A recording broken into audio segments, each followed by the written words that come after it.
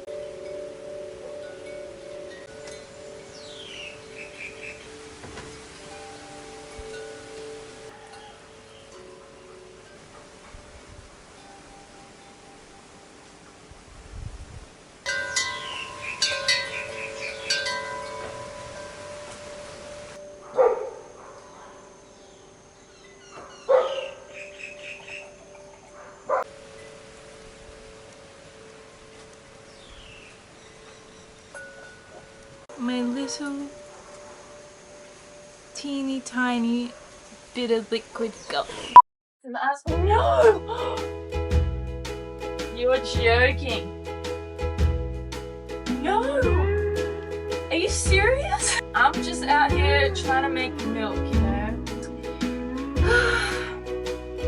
Alright, all animals, please leave.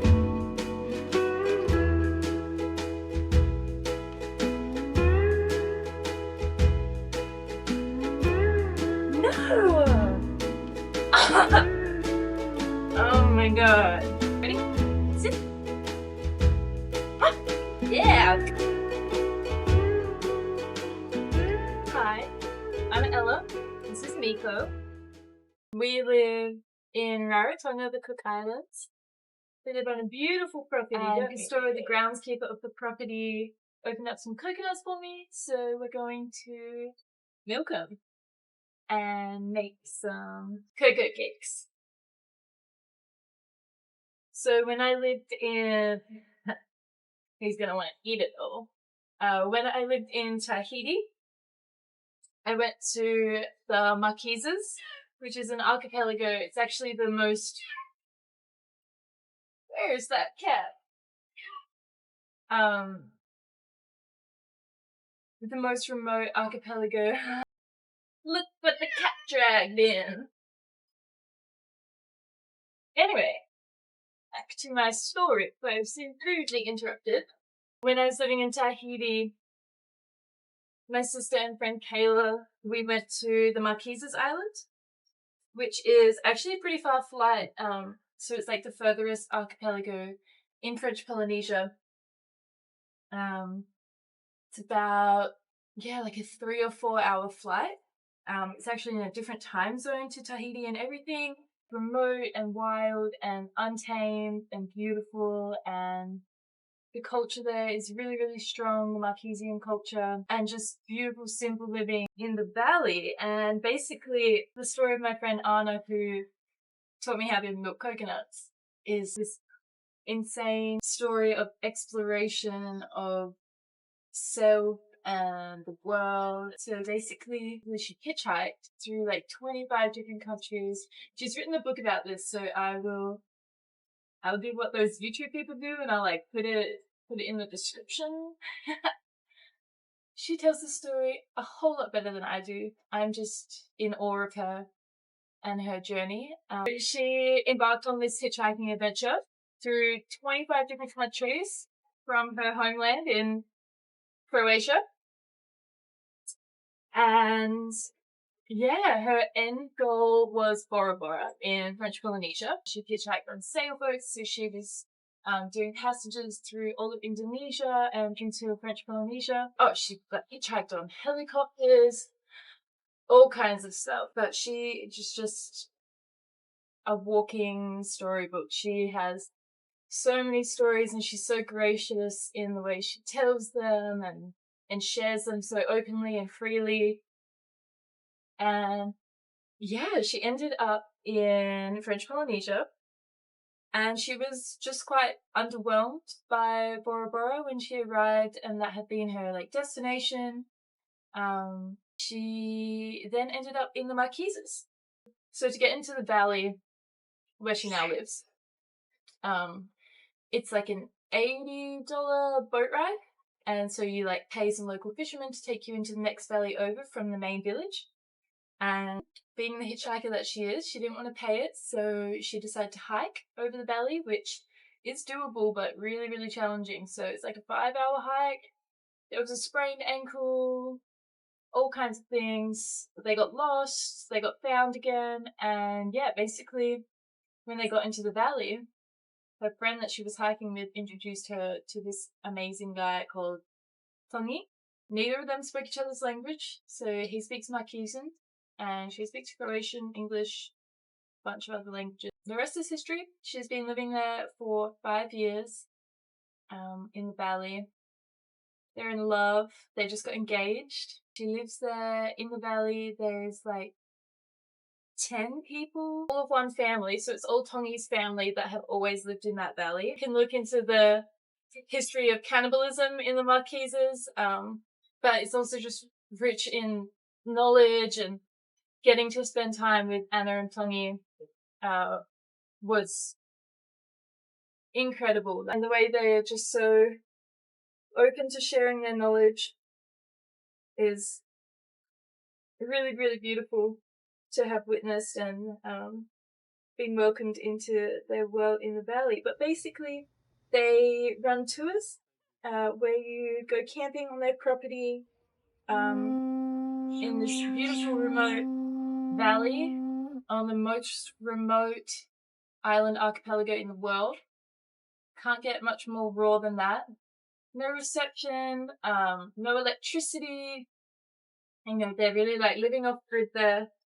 And yeah, she taught me how to milk coconuts. You want an old coconut that's not yet sprouted, crack it open, or get the sweet groundskeeper to crack it open for you. And then you're gonna want a board like this. Okay. You can see here, it's like a little grater. So you can just like buy the grater part, most good supermarkets. So, as I was saying before, I was so rudely interrupted by my beautiful animals.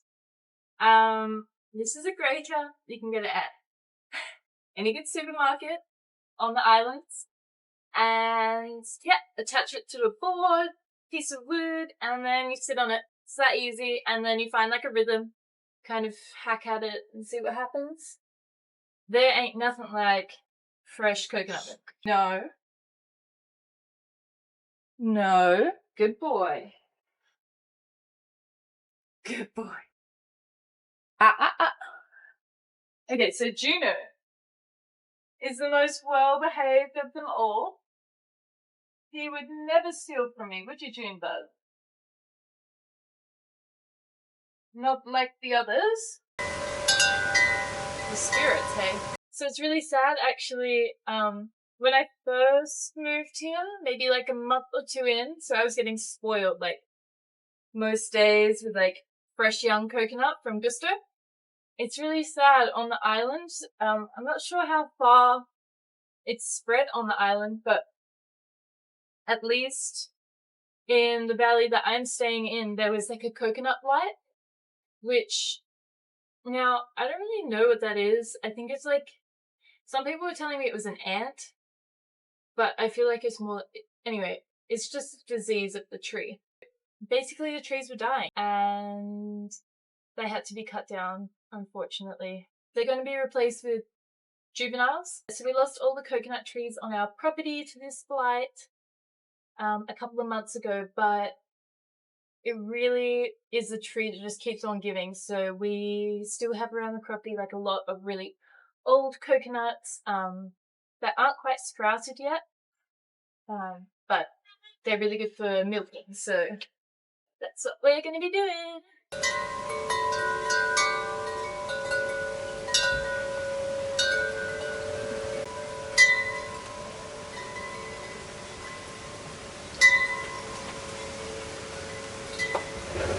Juno was the smart one here. Sitting at my feet, waiting for all my mess. He's just lapping it up, drooling. Aren't you, buddy?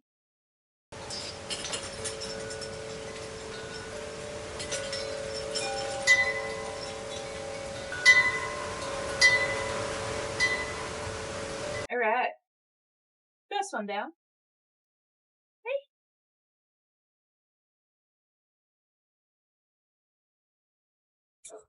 Pause for hydration. I've been living in the valley now for maybe 4 months.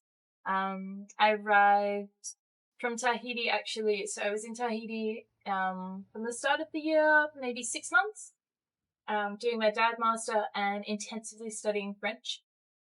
Please never approach me in the streets and start speaking French to me. I have a long way to go. But I'm keeping it up. I've got my Duolingo streak. I've been living in the valley now for 4 months. I arrived at the start of the humpback migration in July, and they're slowly leaving me now, which I'm really sad about. But it's their time to head back south to their summer feeding grounds in Antarctica. We're seeing less and less of them now as of mid-October through to November. Basically, I was here as a research assistant for the Cook Islands whale research, but also as an independent researcher with the university here through this really, really cool initiative. Basically, my research project is super cool. I'm really a novice in bioacoustics, but the project was to deploy 2 hydrophones. So they're like through passive acoustic monitoring, we're mooring 2 hydrophones in different parts of the island.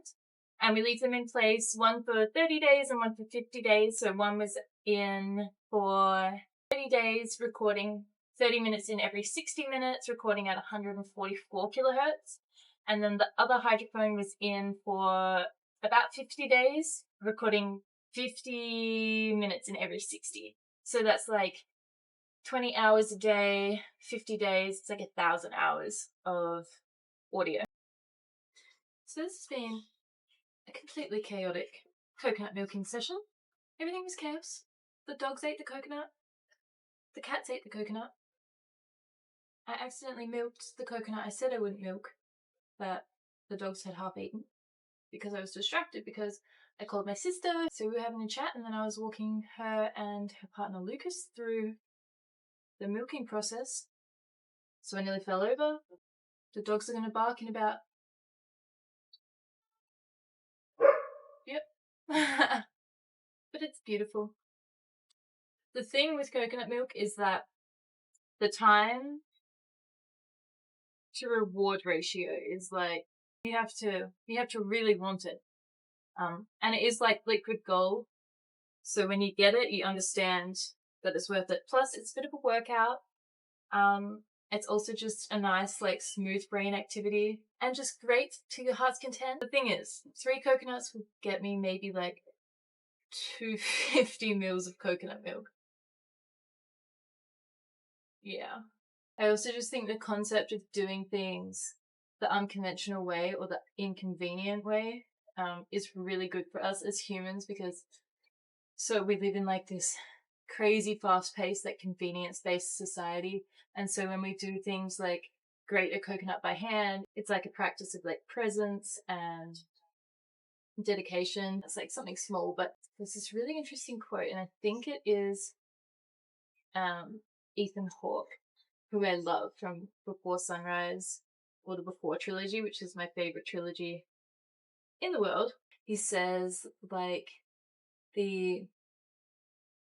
what are we doing with all this wasted time? Let me look it up. You know what drives me crazy? What? There's all these people talking about how great technology is and how it saves all this time. Mm-hmm. But what good is saved time if nobody uses it? If it just turns into more busy work? Yeah. Right? I mean, you never hear somebody say, well, you know, with the time I've saved by using my word processor, I'm going to go to Zen monastery and hang out.